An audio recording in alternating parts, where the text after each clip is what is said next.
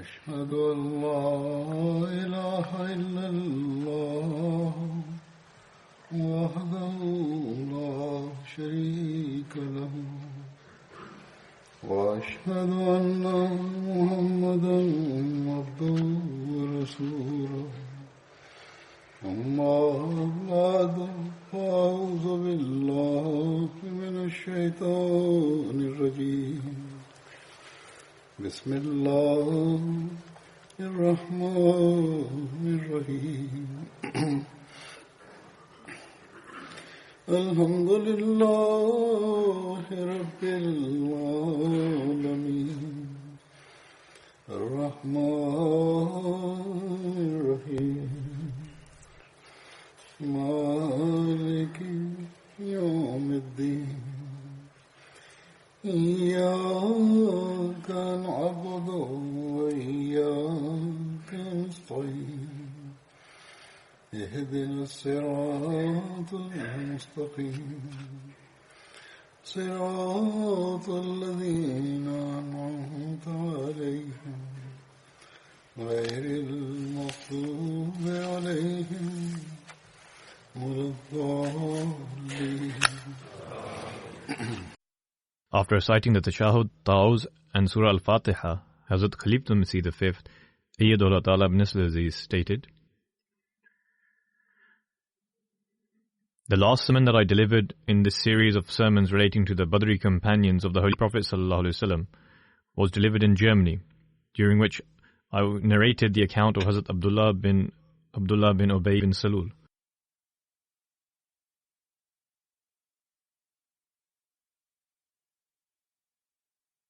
When I finished, I was speaking with regards to Abdullah bin Ubay bin Salul, the father of Hazrat Abdullah, in relation to the Battle of Uhud.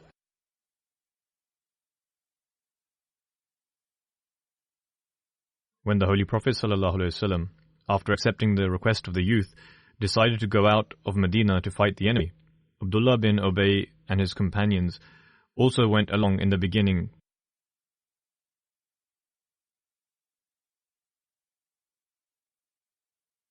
But after reaching the valley of Mount Uhud, he rebelled and returned to Medina with 300 of his followers, saying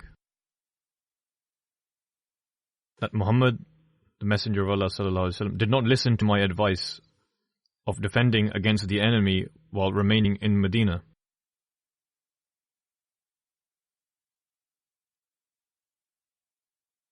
He also stated, "What sort of fight is this? This is merely tantamount to killing ourselves."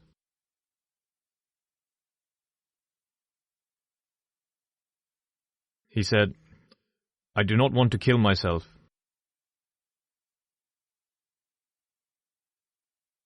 Nonetheless, there was hypocrisy in his heart from the beginning, and a hypocrite always displays cowardice.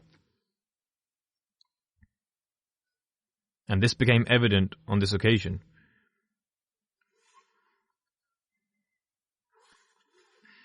Hence, after his departure along with his followers, the total number of Muslims was reduced to 700.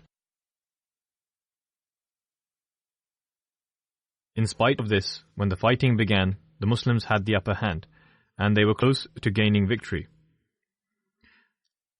However, towards the end, due to not fully acting upon the commandment of the Holy Prophet ﷺ, and due to leaving the valley, the Muslims suffered a heavy loss.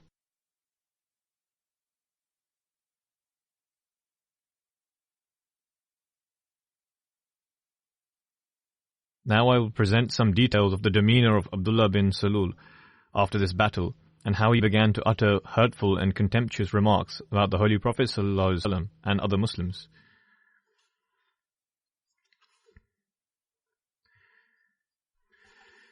These details will also highlight the love Hazrat Abdullah had for Islam and the Holy Prophet ﷺ.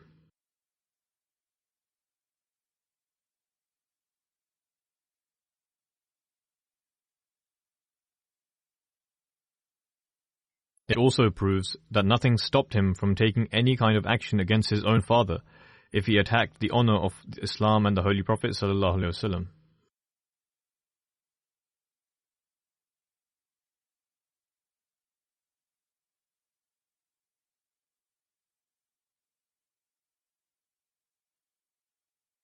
With regards to how he began to mock others, Hazrat Mirza Bashir Ahmad Sahib has written in Sir Khatam al-Nabiyeen,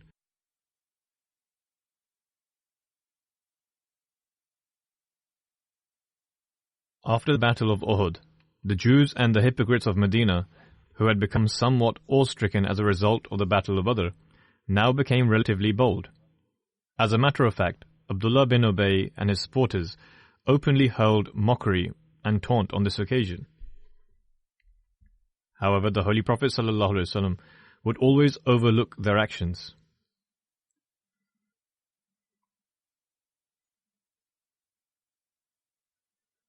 Upon witnessing the kind treatment of the Holy Prophet ﷺ, instead of feeling ashamed for their actions, they increased in their brazenness and impudence.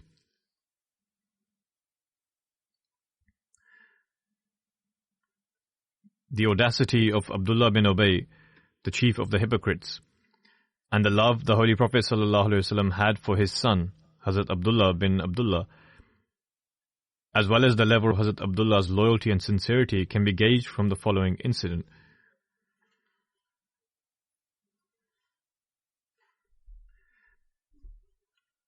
In the 5th year of Hijrah, whilst returning from the battle of Bani Mustaliq, the Holy Prophet ﷺ remained in Muraisi for a few days. This was the name of a well of the Banu Mustaliq. However, during this stay, an untoward incident took place, which almost led to the outbreak of civil war between the weaker Muslims.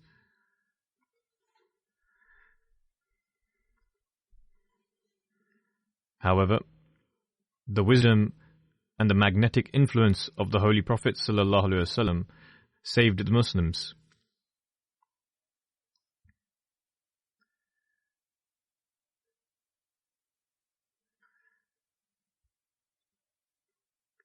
It so happened that a servant of Hazrat Umar radiallahu anhu, Jahja, went to the main spring in Muraisi to fetch some water.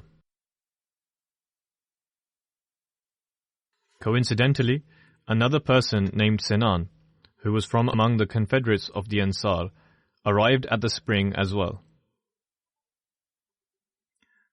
Both of these individuals were ignorant commoners.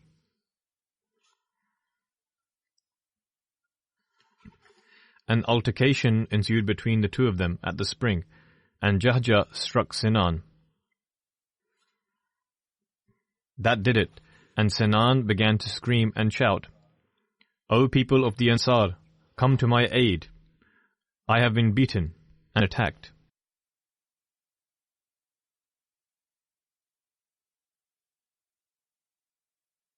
When Jahja saw that Sinan was calling his people to his aid, he also began to call for his own.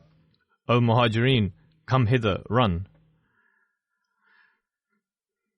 When the Ansar and the Muhajireen heard this voice, a multitude of them rushed towards the spring with their swords in hand, and before they knew it, quite a large horde of people had gathered. Certain ignorant youngsters were about to attack each other, but a few wise and faithful Muhajireen and Ansar arrived on the scene in time, who immediately separated the people and reconciled between them.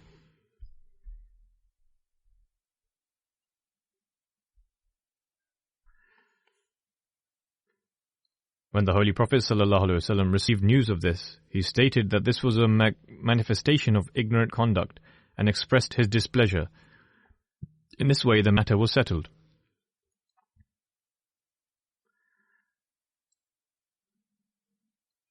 However, when news of this occurrence reached Abdullah bin Ubay bin Salul, who was also present in this ghazwa, this evil man desired to revive the disorder. He greatly incited his followers against the Holy Prophet ﷺ and said, "This is all your fault. It is you who have granted refuge to these strangers and allowed them to rule upon you. You still have an opportunity to relinquish your support for them, and they shall leave themselves."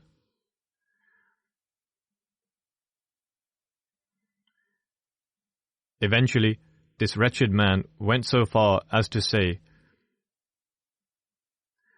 لَإِن رَجَعْنَا إِلَى الْمَدِينَةِ لَيُخْرِجَنَّ الْأَعَزُّ مِنْهَا الْأَذَلَّ.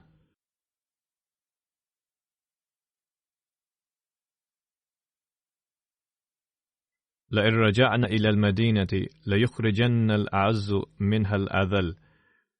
This is mentioned in Surah Al-Munafiqun of the Holy Quran, meaning, just wait and see. Now when we arrive to Medina, the most honored man or people shall exile the most disgraceful person or people from the city.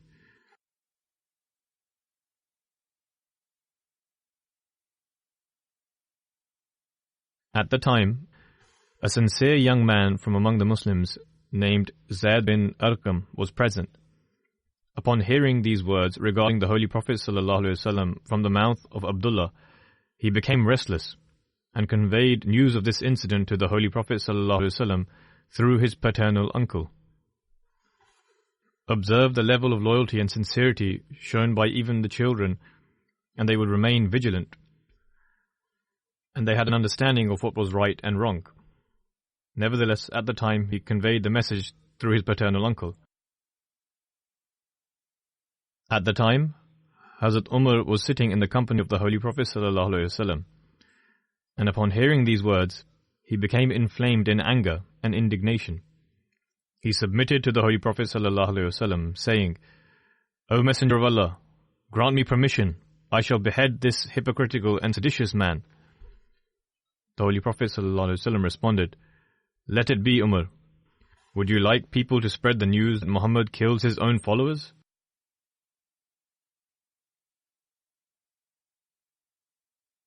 Then the Holy Prophet ﷺ summoned Abdullah bin Ubay and his followers and inquired of them as regards to this matter. They all swore that they had not said such things. Some from among the Ansar also interceded and submitted, perhaps Zayd bin Arqam may have been mistaken.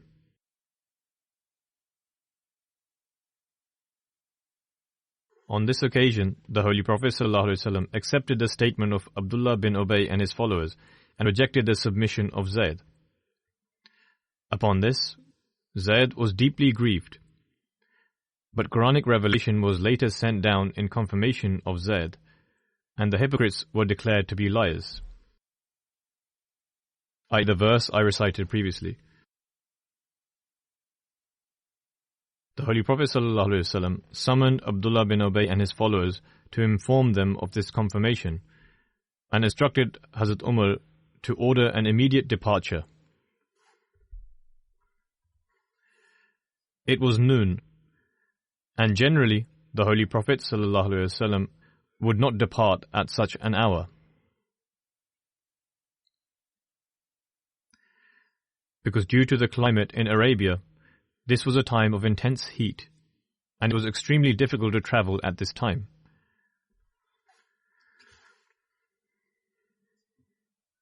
However, in light of the prevalent circumstances, the Holy Prophet ﷺ considered it best to depart at once.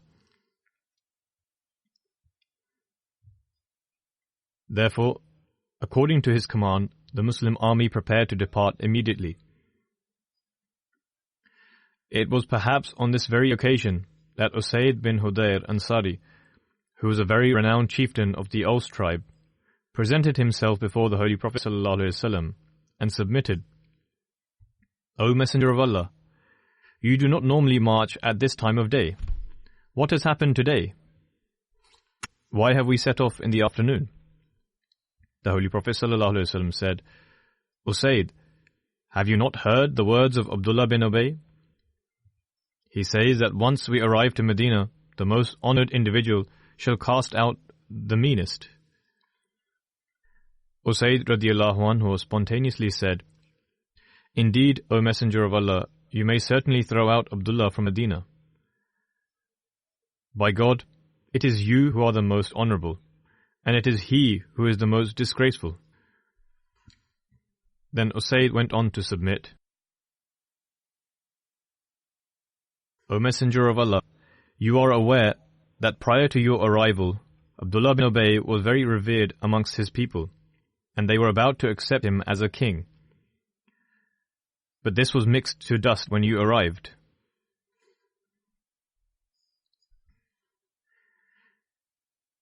Due to this reason, his heart harbors jealousy towards you. Therefore, do not care for his nonsense and forgive him.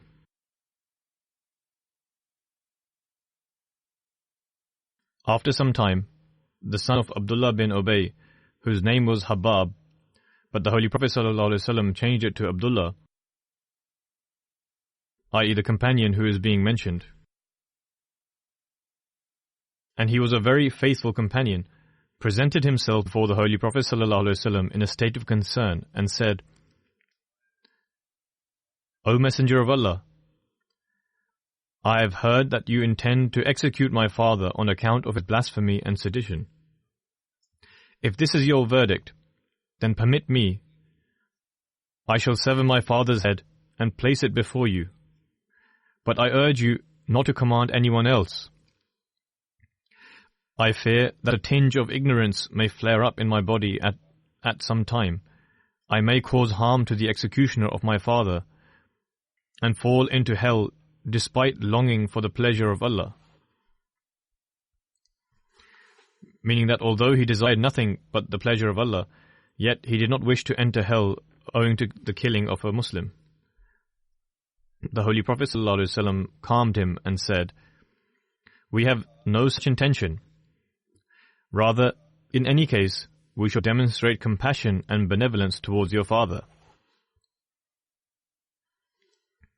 However, Abdullah bin Ubay was so incensed against his father that when the Muslim army set back for Medina, Abdullah radhiyallahu anhu stood before his father and blocked his passage, saying, By God, I shall not permit you to return until you confess with your own tongue that the Holy Prophet ﷺ is most honored and you are the most disgraced. Abdullah pressed his father to such an extent that finally he was compelled to say these words, upon which Abdullah left him free to proceed. Ibn Sa'd has mentioned this incident in the following words, that when the Holy Prophet ﷺ instructed the companions to set out, the son of Abdullah bin Ubay, Hazrat Abdullah, blocked the path of his father. He dismounted from his camel and said to his father, Until you declare that you are the most wretched and that Muhammad ﷺ is the most honorable, I will not leave you alone. When the Holy Prophet ﷺ passed by, he said, Leave him. The Holy Prophet ﷺ saw this and said, Leave him. I swear by my life, we will most certainly treat him kindly for as long as he lives among us. This is written in At-Tabaqat al-Kubra. Apart from this, it is also mentioned that Hazrat Abdullah's father, Abdullah bin Ubay, said, La yukhrijanna al-azzu minha al-adhal.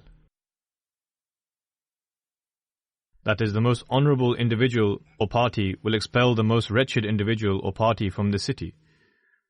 Upon this, Hazrat Abdullah said to the Holy Prophet ﷺ, O Prophet of Allah, he is the wretched one, and you are the honorable one.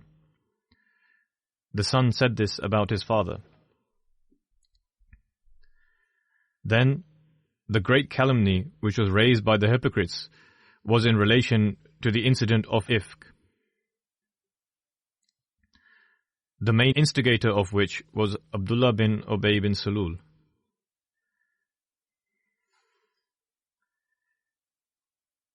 The incident relating to Ifk occurred on the return from the Battle of Bani Mustalik, in which a licentious allegation was raised against Hazrat Aisha. The instigator of this accusation was Abdullah bin Ubay bin Salul.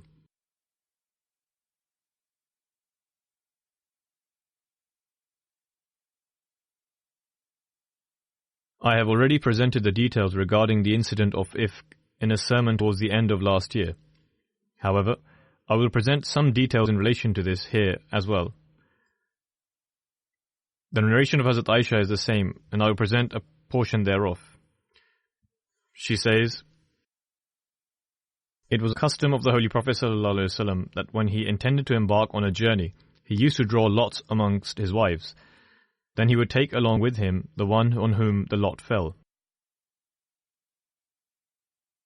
On one occasion, before a ghazwa, he drew lots in the same manner, and the lot fell on me. Thus the Holy Prophet ﷺ took me along. This was the time when injunctions on parda had already been revealed. Hence, during this journey, I would sit in a litter, and it would be placed on the back of a camel. This was a seat which was covered on all sides with drapes. Wherever halt was made, it would be placed on the ground. When the Holy Prophet ﷺ sat back after having finished from this ghazwa, and we approached near the city of Medina, one night, the Holy Prophet ﷺ ordered a departure.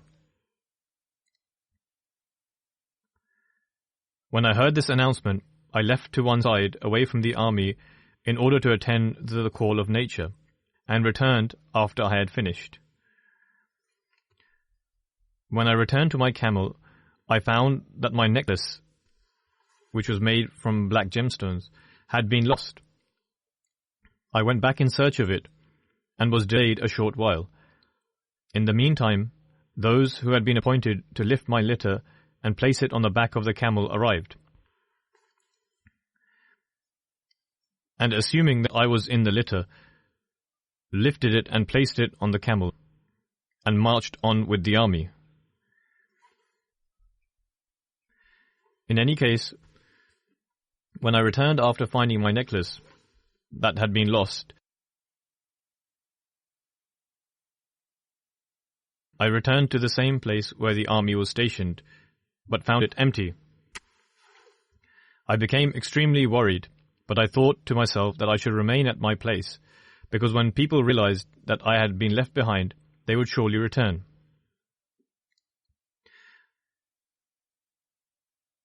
But I thought to myself that I should remain at my place, because when people realized that I had been left behind, they would surely return. Therefore I sat on my spot, and was soon overcome by sleep. Now it so happened that Safwan bin Mu'attal Zakwani was a companion whose duty was to stay behind the army, so that fallen items, etc. could be revived. When he arrived from behind the army and reached my resting place just before dawn, he found me sleeping there alone. Since he had already seen me prior to the revelation of the injunctions relevant to parda, he recognized me immediately and said, "Inna lillah." I was awakened by his voice. Nonetheless, after this, he brought forward his camel and made it kneel close to me, and we set off until we finally reached the place where the Muslim army had set up camp. We reached in the height of noon, and this was a time when everyone had retired to their camps for brief rest. She then says, "This is the account due to which those who were to be ruined themselves," i.e., those that were to raise this allegation. The key proponent who was responsible for spreading this slander was Abdullah bin Ubay bin Salul, chief of the hypocrites. She then says, "After this we reached Medina, and it so happened that as soon as we arrived, I fell ill, and this illness lasted for 1 month. During this time, the forged statements of the slanderers were noised widely, and rumors were spread. However, until then, I had absolutely no notion of this calumny. One thing I did notice, however, was that during my period of illness, the Holy Prophet ﷺ did not extend to me the usual affection and kindness that I was accustomed to. He would enter and only extend the greetings of peace and inquire about me. She says that she had no idea of the rumors that were being spread. She says that one day she went to attend the call of nature along with Mistah. In those days, in order to attend the call of nature, they would have to go outside. It was then that she related to me about what was being propagated. After this, when the Holy Prophet ﷺ came to visit me as usual and asked, 'How are you feeling?' I submitted, 'O Messenger of Allah, if you permit, may I go to the home of my parents for a few days?' The Holy Prophet ﷺ granted permission, and I went to them. As such, I went to my mother and inquired about what people were saying. My mother said, 'O daughter, worry not on account of what they say. People often say such things. I spontaneously said, Holy is Allah, holy is Allah. Are people actually saying these things about me? She then says, I began to weep, and my tears would not stop. I did not sleep all night. At dawn, I was still weeping. She says this was when I discovered the allegation the people had raised against me. Thus the slander continued, and the Holy Prophet ﷺ sought advice from some of his companions. Hazrat Aisha radhiyallahu anha says, one day, the Holy Prophet ﷺ called Barira, who was the personal maid of Hazrat Aisha, and inquired, Barira, have you ever seen anything in Aisha as may be considered suspicious? Barira responded, I have seen no such thing. I swear by that God who has sent you with the truth, I have never seen anything evil about her, i.e. the biggest shortcoming she witnessed in her was that except that on account of her young age, she is a bit careless. It often happens that she leaves the dough exposed and falls asleep, while the goats come and consume it.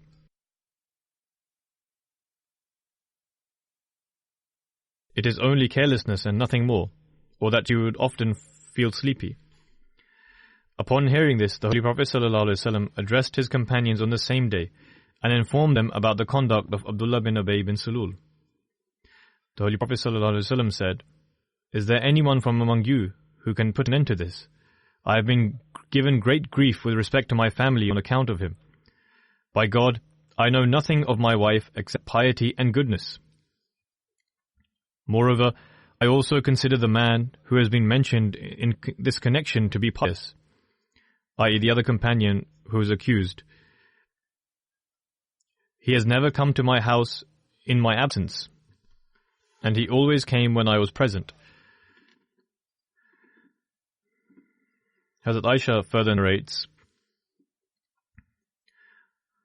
one day, the Holy Prophet ﷺ addressed me directly regarding this matter, upon which I replied, By God, I am aware that certain things which people have rumored about me have reached you, i.e. the rumors that people are leveling against me. Hence, if I advocate my innocence, and God Almighty knows that I am indeed innocent, you shall doubt me.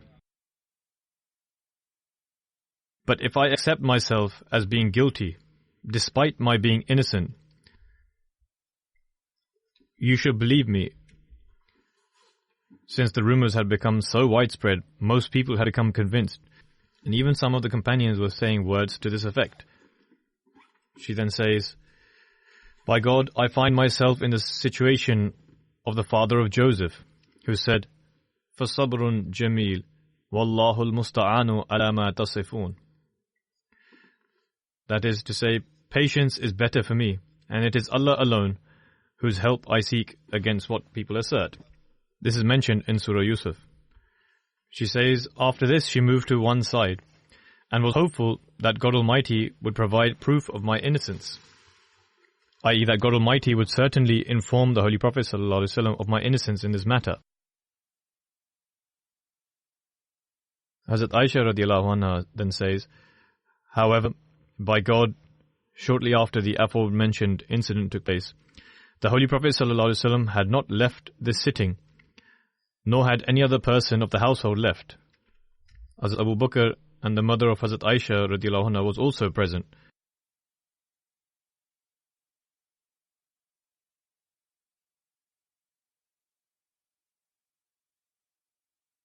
When he was overtaken by the state of which he would experience upon the receipt of divine revelation, i.e. his body would be overcome with sweat. She then says, after some time this state left. The Holy Prophet ﷺ smiled and looked towards me, saying, O Aisha, God has affirmed your innocence. At this, my mother spontaneously said, O Aisha, get up, thank the Messenger of Allah. I said, why should I thank the Holy Prophet ﷺ? I am thankful to my Lord alone. God Almighty had revealed the following: Inna ladhina ja'u bil ifk usbatum minkum.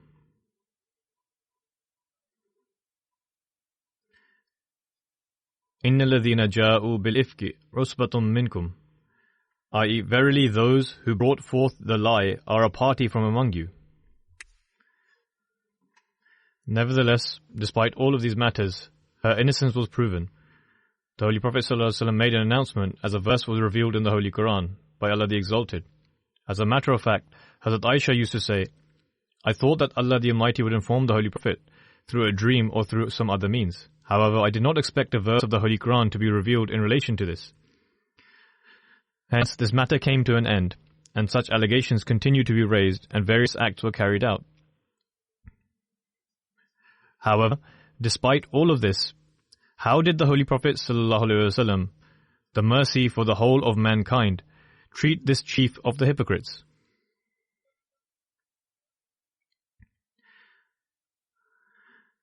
When the father of Hazrat Abdullah, i.e. Abdullah bin Ubay, passed away, Hazrat Abdullah requested the Holy Prophet ﷺ to lead his funeral prayer. He also requested the Holy Prophet ﷺ for his shirt, so that it could be used as a burial garment for his father, so that his punishment may be reduced in this way. Upon this, the Holy Prophet ﷺ gave him his shirt. In another narration, the following words are found, that when the father of Hazrat Abdullah passed away, i.e. Abdullah bin Sulul, Hazrat Abdullah presented himself before the Holy Prophet ﷺ and said, Please grant me your shirt so that I may wrap it around my father as a burial garment. Please offer his funeral prayer and seek forgiveness for him. Upon this, the Holy Prophet ﷺ gave him his shirt and said to call him when they had made the arrangements for the burial.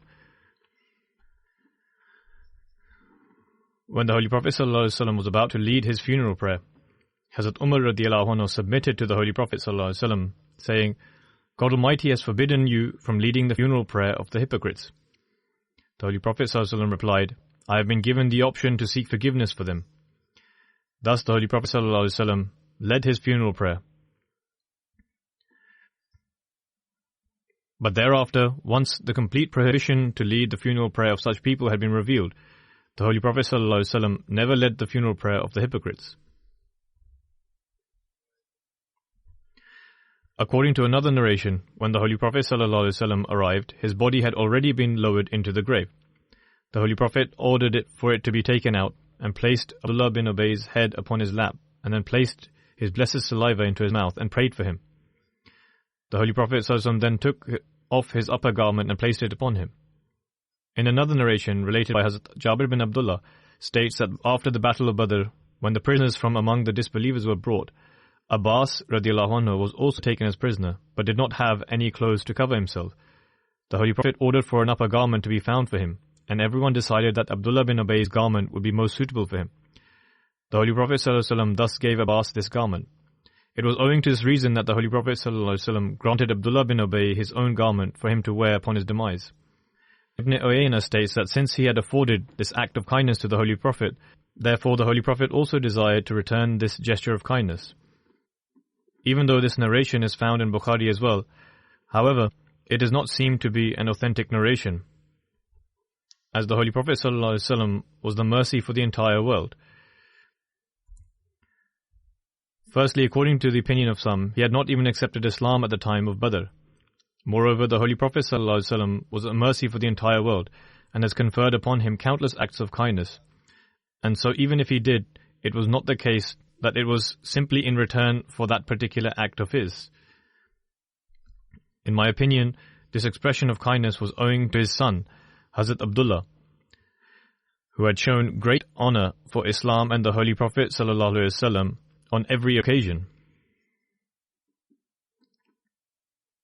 He safeguarded his faith and even firmly treated his own father as well. Thus, in order to comfort and console the son, or perhaps to fulfill his wish, the Holy Prophet ﷺ took off his garment and gave it to him. Hazrat Umar bin Khattab relates When Abdullah bin Ubay bin Salul died, the Holy Prophet ﷺ was requested to offer his funeral prayer. Hazrat Umar has narrated this entire incident as well. When the Holy Prophet ﷺ was about to stand for the prayer, I quickly went before him and said, "O Prophet of Allah, are you about to lead the funeral prayer of Ibn Ubay? He had committed such and such act on such day." I then began to recount some of his ill deeds.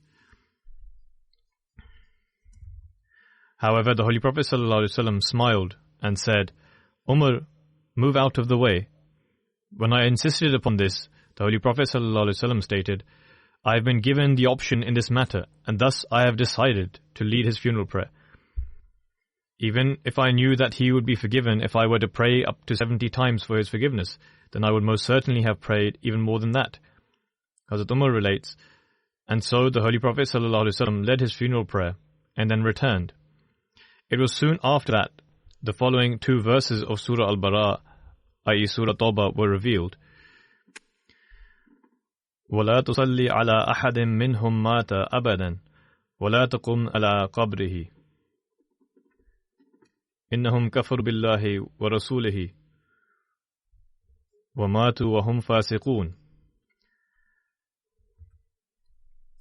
i.e., and never pray thou for any of them that dies, nor stand by his grave, for they disbelieved in Allah and His Messenger, and died while they were disobedient.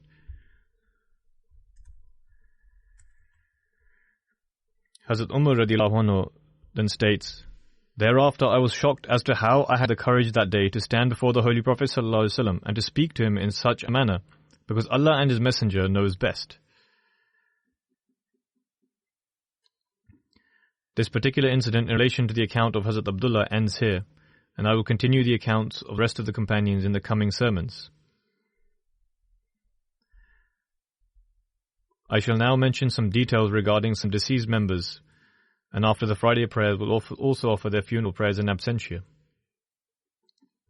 The first mention is of respected Amatul Hafiz Sahiba, wife of respected Maulana Muhammad Umar Sahib of Kerala, India.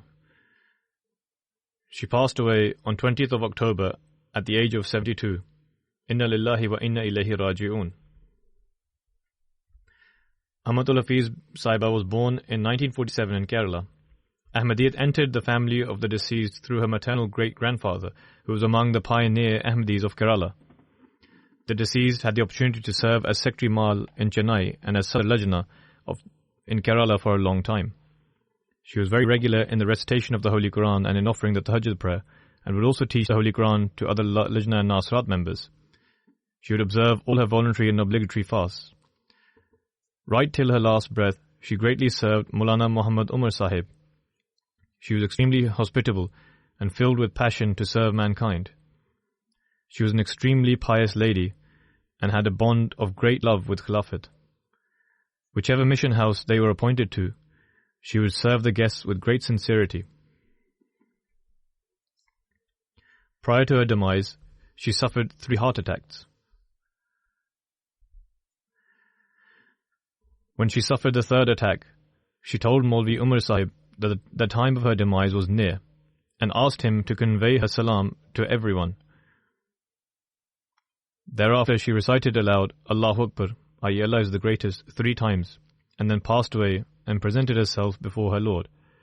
The deceased was a Musia and is survived by 4 daughters. She was also the mother-in-law of Munawwar Ahmad Nasir Sahib, who is serving as a volunteer in the private secretary office, helping with the letters in Tamil language.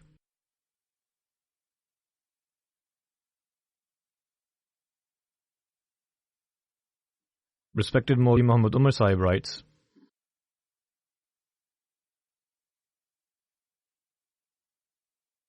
after passing Maulvi Fazal exam in 1961,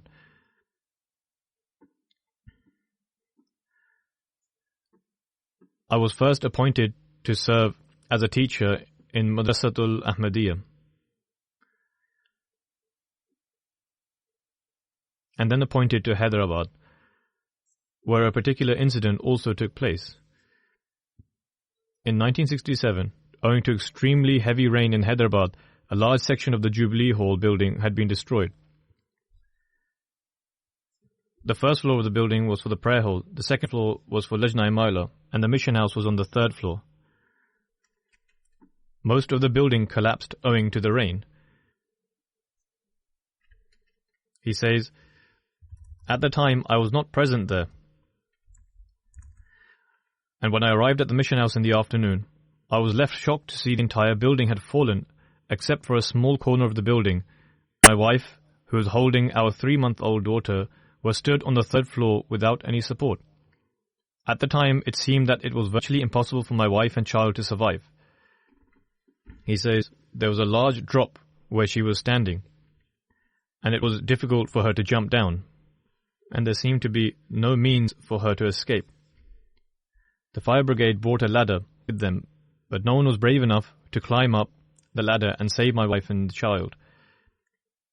However, one of the firemen, who was quite aged, said that even if he had to risk his life to try and save the mother and child, he would do so.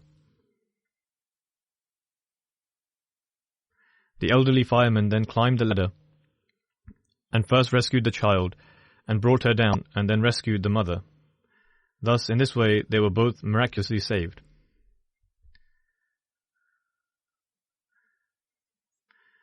Respected Maulvi Muhammad Umar Sahib further writes that she supported him throughout with great patience. When he was appointed to Kerala, she served as the Sadr Lajna-e-Maila of the province for 15 years.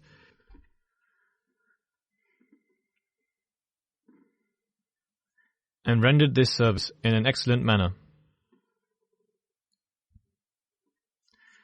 From 2007 to 2014, she stayed in Qadian, while her husband was serving as Nazir Islah wa Irshad.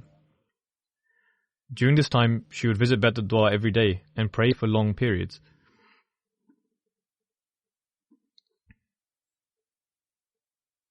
She also had the honor of performing the Umrah in 2015.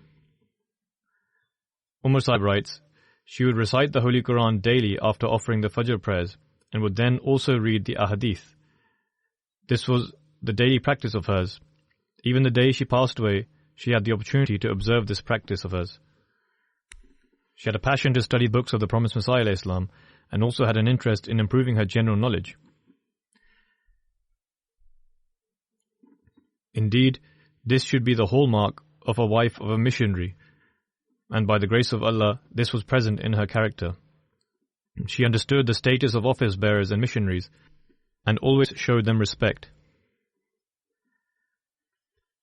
She would ensure that there would be no shortcoming in her hospitality for guests. May God Almighty shower His forgiveness and mercy on her. May He elevate her status and enable progeny to become the recipients of her prayers. The second funeral is of respected Chaudhry Muhammad Ibrahim Sahib, who was the former manager and publisher of the monthly magazine Ansarullah, Pakistan. He passed away on 16th of October at the age of 83. To Allah we belong and to Him shall we return. In 1957, he was appointed as Secretary Ansarullah of Pakistan in Rabwa. In 1960, when the monthly Ansarullah magazine was initiated, the deceased was appointed as the manager and publisher, and he continued to serve in this role with great dedication until 2004.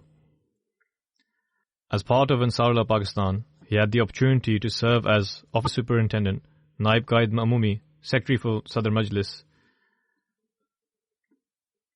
In 2003, he was wanted by police in connection with a false case. However, with my permission, he came to the UK and settled here.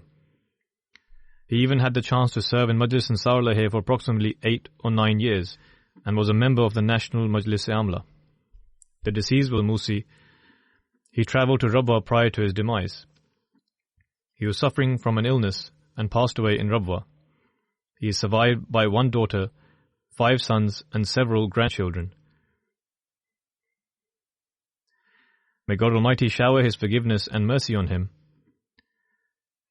May God Almighty enable his children and future offspring to continue his virtuous endeavours and also enable them to remain attached to the Jamaat and Khilafat.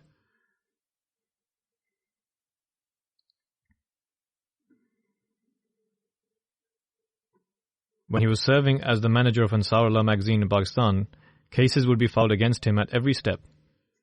In total, 26 cases were brought against him, and he served as a Sir Rahimahullah for 1 month. The third funeral is of respected Raja Masood Ahmed Sahib, who is the son of the late respected Raja Muhammad Nawaz Sahib of Pind Dada Khan. He passed away on 19th of October after a lengthy illness at the age of 69. To Allah we belong, and to Him shall we return.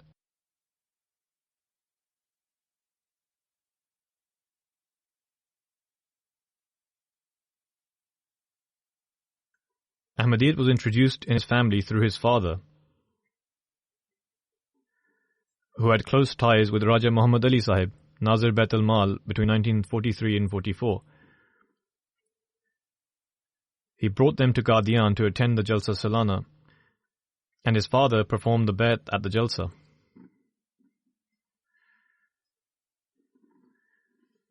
The reason for him performing the Bait was not due to any proof or argument presented to him. Rather, it was due to an incident that took place. He says, when Hazrat Muslim Maud was delivering his speech, I saw a handsome youth holding an unkempt child. The child had a runny nose, so the youth took out a handkerchief from his pocket and wiped the child's nose. He stood behind the stage all the while Hazrat Muslim Maud delivered his speech. After a short while, when the child began to cry, Hazrat Muslim Maud turned around to see and then made an announcement that there is a child who is lost. His parents ought to come and collect him. He further says, I inquired as to who was the youth that was stood in immaculate attire with an unkempt child in his hand. He informed me that this was Hazrat Mirza Nasir Ahmed Sahib, the eldest son of Hazrat Khalifa Masih II radiyallahu anhu. And at the time, he was perhaps Sadr Khudam al-Ahmadiyya as well. He then says that this incident inspired him to such an extent that he thought all other matters to be of secondary issue, and he decided to perform Bait owing to what he had witnessed that day. Thus, the people attending Jalsa Salana have always been inspired by such incidents and performed the Bait as a result of witnessing incidents like these.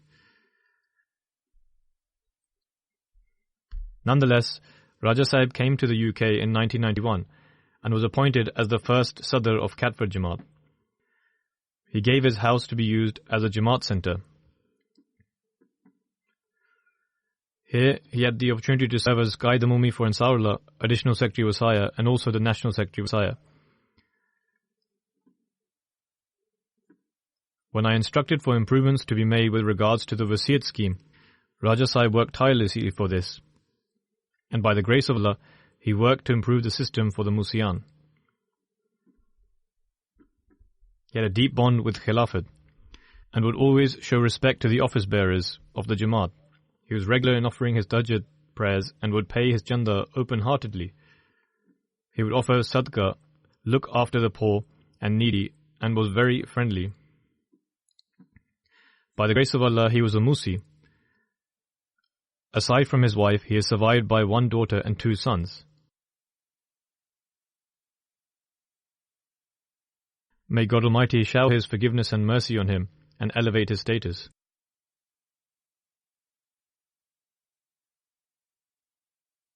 We studied in the same college, but we were in different classes as our subjects were different.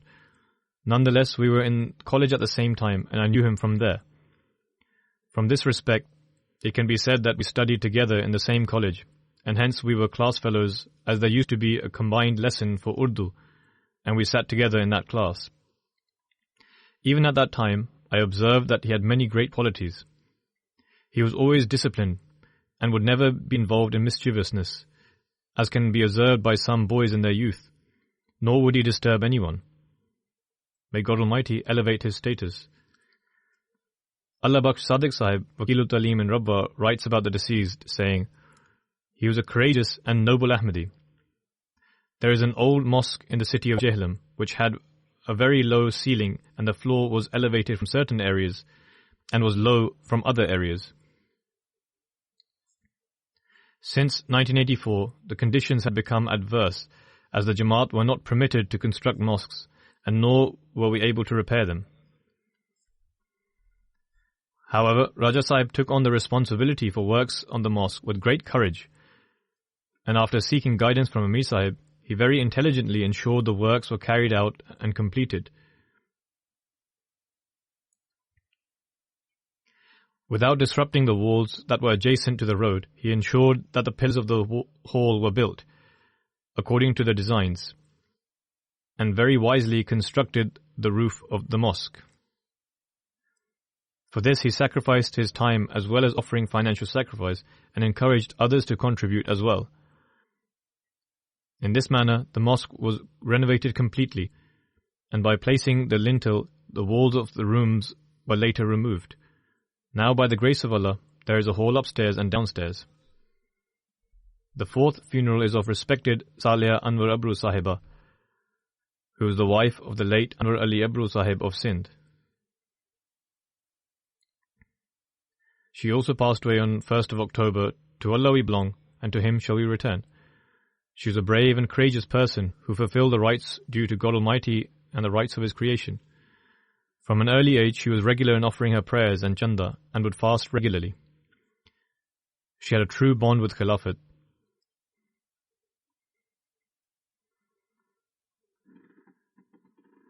When her father retired and moved to Nawab Shah from Iran, she would give chanda from the small pocket money she was given. Once, an office bearer from the centre went to Nawab Shah and said in front of the entire Lajna members that the most chanda received from Nawab Shah in Lajna was given by this young girl, i.e. this deceased. This incident was prior to her marriage. Her daughter Tahira Momin Sahiba says, after marriage, as much as God Almighty had blessed her, He also granted her a kind heart. She would always look after the poor and was very humble and meek. She would give in the way of all financial schemes that were launched and would always pledge to give the most. She served as a Sadr of Larkana district for a long period of time. Whenever she would go on an official visit, she would urge the members to offer financial sacrifices, and she would be met with a positive response as her own example was pious. She was very courageous and had great honor for the Jamaat. She was married into a conventional Sindhi household, which in respect to distance was far from her hometown. At the time, there was an uncivilized environment of Sindh, as innovations and erroneous customs were rife. Despite this, she was an active member of society and would meet with everyone and also forge sincere relationships with the people. She looked after her relatives and her in-laws in an excellent manner. Her daughter writes that no matter where the Lajna members are, they always remember her. She writes, they would say that whenever they felt worried, she would say to them to offer salat and would stress on supplications. Then she would pray for them profusely. She kept a good relationship with everyone and was very sociable. Wherever she would go, she would forge friendships and include everyone among her circle of friends. May Allah the Almighty instill the same loyalty and sincerity among her children, and may He shower His forgiveness and mercy on her. May her children also remain attached to the Jamaat and Khilafat, and also sacrifice in the manner she did. May Allah the Almighty accept the prayers she offered for her children. She is survived by 2 sons and 2 daughters. As mentioned earlier, after the Friday prayers, I will lead the funeral prayers in absentia of the deceased.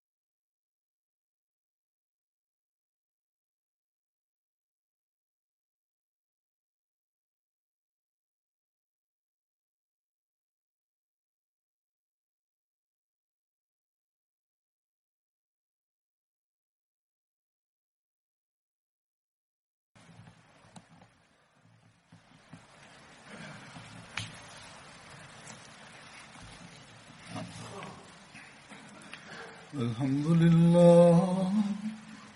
لله نحمده ونستعينه ونستغفره ونؤمن به ونتوكل عليه ونعوذ بالله من شرور أنفسنا ومن سيئات أعمالنا من يهده الله فلا مضل له ومن يضلل فلا هادي له ونشهد أن لا إله إلا الله ونشهد أن محمدا عبده ورسوله عباد الله رحمكم الله إن الله يأمر بالعدل والإحسان وإيتاء ذي القربى